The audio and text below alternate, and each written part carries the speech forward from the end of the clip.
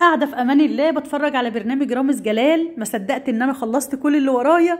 لقيتهم بيقولوا لي نفسنا في حاجة حلوة، ما تعملي لنا بقى حاجة جديدة كده ومختلفة. قلت لهم حاجة جديدة ومختلفة؟ قالوا لي هو انت مش شيف؟ قمت دعبست لقيت كيس كنافة في الفريزر وشوية بلح سلقتهم في المية المغلية وعملت اختراع فظيع يا بنات. بجد ما تخيلتش ان يطلع كده ابدا. الوصفة دي لو ما دخلتش ترند يا بنات انا هزعل وهجيب ناس تزعل معايا كمان، لان الوصفة دي من اختراعي انا ومحدش عملها قبل كده. يلا نسمي الله. ولو انت اول مرة بتتابعيني اكتبي لي بتتابعيني من اي بلد علشان ده بيسعدني جدا جدا. معايا نص كيلو من الكنافة، انا قسمت نصين، اخدت ربع كيلو قصقصته بالمقص حتت صغيرة، وبعد كده هبتدي افرفته علشان بيبقى فيه كلاكيع في الكنافة، خصوصا كمان ان هي كانت في الفريزر فبتبقى فيها حتت ماسكة ببعضها كده، فنفرفتها لحد ما تبقى بالشكل ده كده. تمام. تعالوا بينا بقى نروح على البوتاجاز. في طاسة عندي او حلة هنحط معلقتين كبار من السمنة البلدي، ممكن تضيفي عليهم كمان معلقتين من السمن النباتي او بسمنه بلدي صافي خالص اللي يعجبك. السمنه البلدي بتدي تيست حلو جدا جدا للكنافه. حتى لو انت عايزه تعملي بسمن نباتي حمريها في سمن نباتي، بس اديها معلقه يعني سمنه بلدي علشان تديها طعم حلو. او اي كنافه بتعمليها على العموم لازم سمنه بلدي.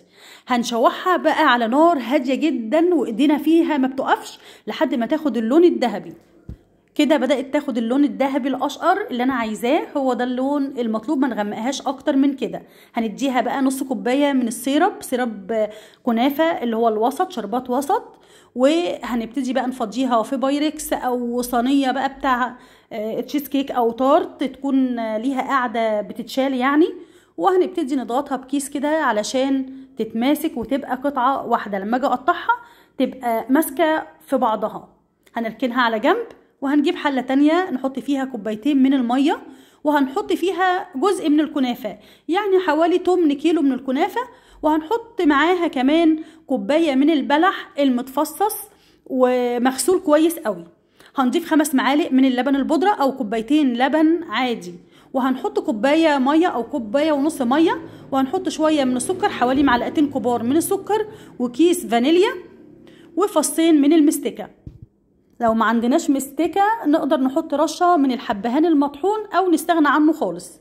بعد كده بقى بنكرمل معلقة سكر وبنحط كوباية مية تغلي، نطفي البوتاجاز ونضيف معلقة كبيرة من الجيلاتين الحلال نقلبها كويس كده. وبعد كده بنجيب البلح بالكنافة بعد ما ضربناه في الخلاط وصفيناه بنضيفه فوق الكنافة كده بالشكل ده.